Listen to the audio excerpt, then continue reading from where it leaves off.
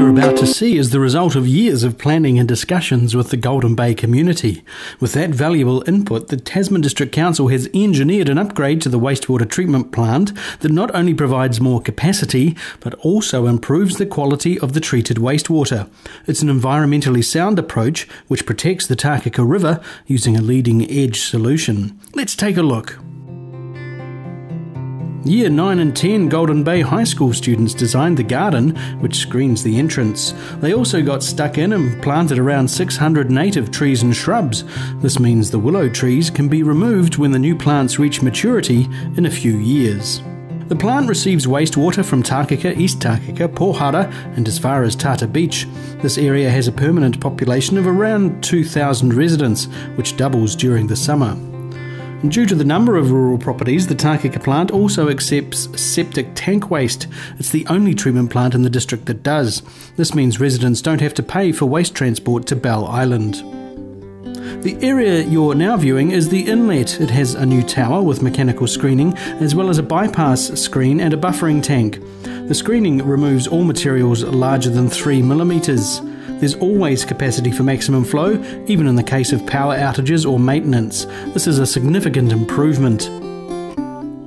The inlet into the first oxidation pond is submerged.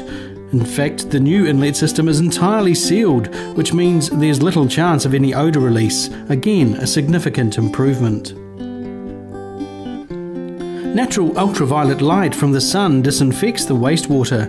Baffles force the wastewater to take the longest path through the pond, maximising treatment time. They also help to minimise odour by preventing zones where the water is stagnant.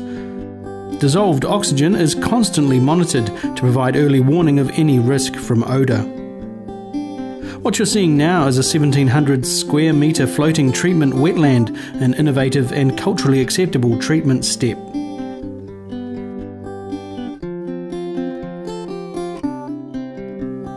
The natural process of treating the wastewater is helped by mechanical aerators. Their movement increases the amount of oxygen mixing with the wastewater. This in turn encourages growth of bacteria and algae, which work together as part of the treatment process. The aerators are particularly important during the summer when peak loadings occur.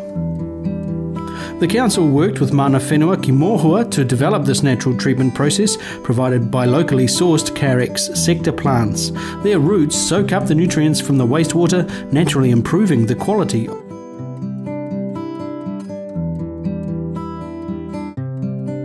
This solution is also liked by the locals.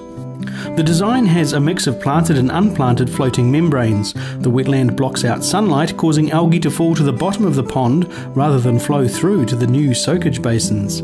Not only was this design more cost-effective than traditional treatment wetlands, less land area is used to treat the wastewater, another favourable outcome. The pump station has built-in backup if a pump breaks down or blocks. Each pump is large enough to handle maximum flow even during an extreme flood or rain event. The treated wastewater is pumped to 8 new and improved soakage basins for final discharge to land and groundwater. To protect the river, embankments are built to withstand significant weather events and are now further away from the river itself. Wastewater discharges to one basin at a time, rotating every 2 days. Thanks to the floating wetland, the underlying gravels don't become clogged. We've also doubled the number of monitoring bores to 8. The key outcome of this upgrade is that there's no longer any overflow into the creek and the Takaka River is protected. We have a new state-of-the-art wastewater treatment plant providing high-quality treatment and disposal. The project was delivered on time and well under the original cost estimate. It all goes to show that if we work together to put a bit of care and thought into a poo pond, we can achieve heaps in protecting and respecting our environment.